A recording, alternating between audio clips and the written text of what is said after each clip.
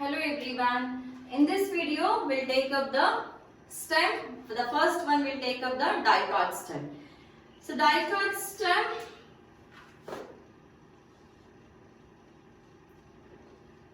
again it has got the same three parts, that is the epidermis, cortex and the stele region. The first region is the epidermis. The epidermis, in case of the roots it was called as epiblema, but here in the stem we don't call it as epiblema, it is only the epidermis. Again, epidermis is made up of parenchyma. It is made up of parenchyma and they give rise to some structures or outgrowths, hair-like structures called as the trichomes. They are called as trichomes and it produces a few stomata also. So if you draw the structure here, so let's start it from here. So this is the outermost region, that is the epidermis. Okay. These are a few barrel-shaped parenchyma cells, and sometimes there are couple of layers here, or it is like more than 2 layers, 3 layers are also present in case of the dicot stem. See, if you see the dicot stem, how exactly it looks is, see, this is a layer of epidermis with some trichomes and stomata here. Okay, this is the region of epidermis. Soon after the epidermis, we have the region of cortex. In the cortex has been differentiated into 3 layers. The outer layer is the hypodermis. After the hypodermis, we have one more region, that is the general cortex. After the general cortex, we have the region of endodermis. After the endodermis, we have a region of pericycle. This is the pericycle. Now, after this pericycle, we have the vascular bundles. How are the vascular bundles present? The vascular bundles are present in this way. This is how the vascular bundles are usually present.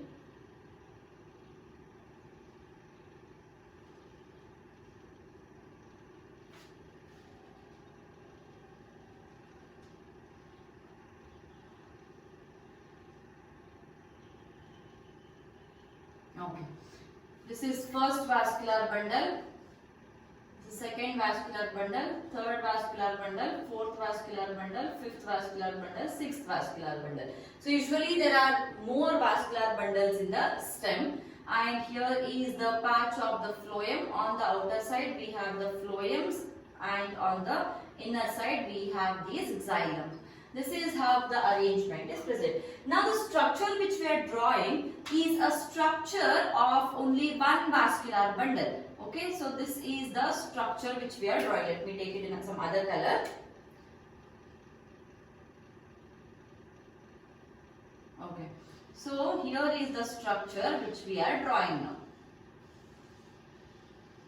This structure we will be drawing. So what are we including? We are just including only one single vascular bundle and a part of a pit. Only that much we are drawing here. Okay. So the layer which I have drawn here, it is only this layer of the epidermis. So here, let's make the boundary again. This will go a bit wide like this.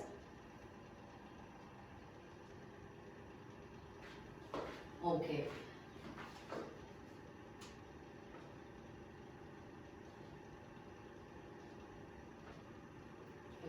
This is the boundary now. These are the trichomes, and this is the epidermis. Trichomes and the epidermis. And remember, the epidermis is not called as the epiblema in case of the stem. Only in case of the root, the epidermis is called as the epiblema. Soon after the epidermis, the next region is the cortex. The cortex has been divided into 3 subzones in case of a stem, and the 3 subzones are hypodermis, general cortex and the endodermis. Let me just wipe the structure off.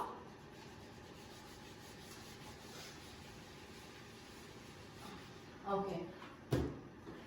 So, in case of the cortex, how many regions we have? The first region is the hypodermis, second one is general cortex, and the third one is the endodermis. So, soon after the epidermis, we have this cortex region. From or between epidermis to pericycle. Okay, between the epidermis and pericycle, we call all the layers as the cortex layer or the cortical region. So here, just below the epidermis, now the cortex starts. A few layers soon after the epidermis is all made up of the collenchyma.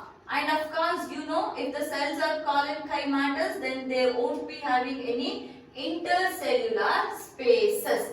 So this is all the collenchyma which have got the thick walls here. So what are the collenchyma?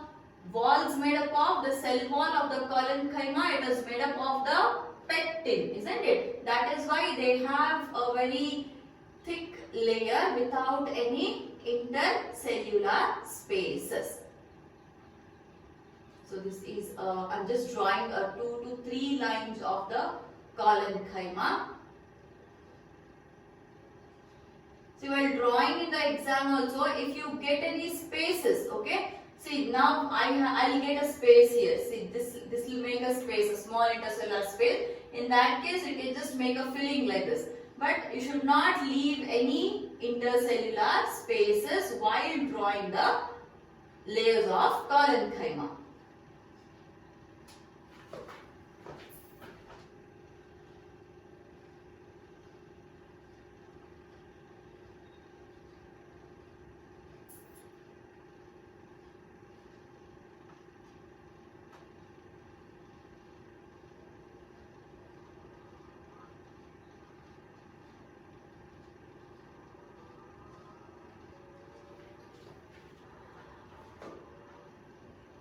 So this layer of the collenchyma is called as hypodermis.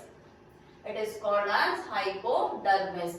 And what is the significance of this particular layer of this collenchyma hypodermis is it usually provides mechanical support to the growing stem or in the growing phase of the stem. Soon after the hypodermis, and then we have the general cortex region, which is made up of the parenchyma cells, which may be round or elongated or spherical in shapes, and those which are having the intercellular spaces. So these parenchyma cells, a few layers, okay, a few layers of parenchyma cells with the intercellular spaces. Okay, I have just drawn 3 layers of the parenchyma cells, that is the cortex region, general cortex region. Soon after this layer, that is the general cortex region. So here we have the next region, that is the endodermis. Endodermis, the cells of the endodermis, they are in this way. So here are the cells.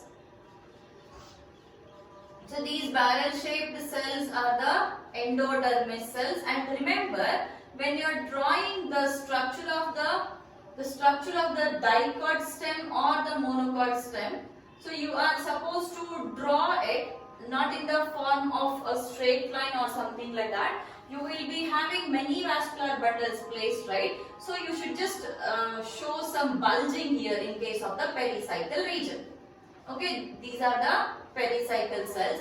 and there are no Casparian strips. Okay, after the endodermis, now see, this is the region of the endodermis. So it just below the endodermis only we have the pericycle, right? So if this is the endodermis, if this region is the endodermis, in that case, this is all the pericycle only. So here are the pericycle region. This is all the pericycle. So we will just draw a couple of layers of pericycle also. One, two, and then just take it this way. Okay. Again the pericycle are also the parenchyma cells only. Fine, the pericycle is also made up of parenchyma cells only. What is there in between? So that I will just draw it later and I will explain what exactly is that later. Now this layer endodermis, no Casparian strips are present. In case of the root, we had seen the Casparian strips, right? So there are no Casparian strips in the endodermis of the stem, and instead of the Casparian strips, there is starch present.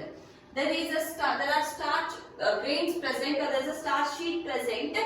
There is a deposition of the starch in case of the endodermis layer. Hence, the endodermis is also called as the starch sheath in case of the stem or dicot stem. Of course, both dicot and monocot stem. So this is the region of the endodermis. This is endodermis, which is also called as the starch sheath.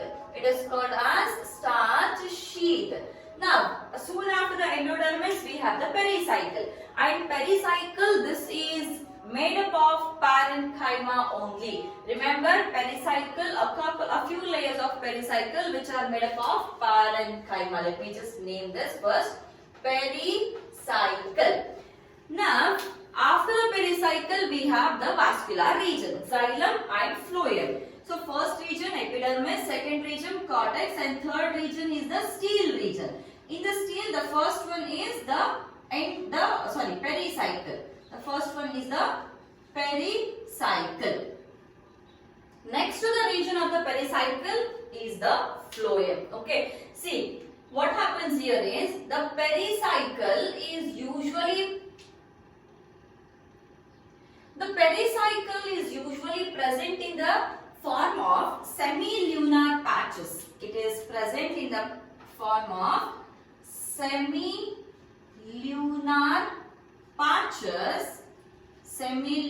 patches of sclerenchyma. Semilunar patches means, see, this is the region of pericycle, right? So it is somewhat like this. See, this is all the blue cells are pericycle. Now this in between the region of the in between the endodermis. This is all the complete endodermis. So if you just see, I am only writing the region of endodermis. See, this is the cortex region, and then we have the endodermis like this. This is how the endodermis is present. So wherever the depressions are present, so this is the endodermis. From here is a vascular bundle. This is all the vascular bundle. So now soon after this endodermis, the region which are present here is all the pericycle. Okay, endodermis and then the pericycle. It is present in the form of the semilunar patches of the sclerenchyma. Okay, pericycle is made up of semilunar patches of sclerenchyma. Soon after the pericycle, now this starts the phloem. Here is the region of vascular bundle, and the phloem is present on the outer side. This is all the phloem present. If you remember this vascular bundle structure which I have taught, in that case, a vascular bundle, it looks like this, isn't it? Outer one is the phloem, and then we have a cambium, and then we have the xylem present. So this part I am drawing it here, phloem. After the phloem, we have the cambium present, the cells of the cambium. These are all the cells of cambium present. A few layers, 3 to 4 layers of cambium should be drawn. After the cambium, next is the xylem present. So now, how is the xylem present? What is the condition of the xylem? The xylem is present in the endark condition. Endark condition means the protoxylem is at the center and the metaxylem is towards the periphery. So, the one which I am drawing here, this is the metaxylem, which is towards the periphery, and towards the center, that is towards the pith, is the protoxylem. So here is the protoxylem. So first the protoxylem is formed towards the center, and then the metaxylem is formed towards the periphery. That is called as a endark condition. To write it here, first we have pericycle, and then we have phloem. After the phloem, we have the cambium, and after the cambium, we have the xylem. Xylem, it is in endarch condition. Xylem is in endarch condition. And here in between the xylem, we have all the filling tissues. So we'll just fill the tissues like this. This is all the ground tissue present. And this ground tissue, it continues like this. And this continued part, this is called as the pith. This region is all the pith region. We have the cells here also. The central portion is called as the pith. But however, see, this is one vascular bundle which I have drawn here. I have drawn only one vascular bundle just with the patches of xylem and the patches of the phloem. So this is the xylem present. Let me just darken it more.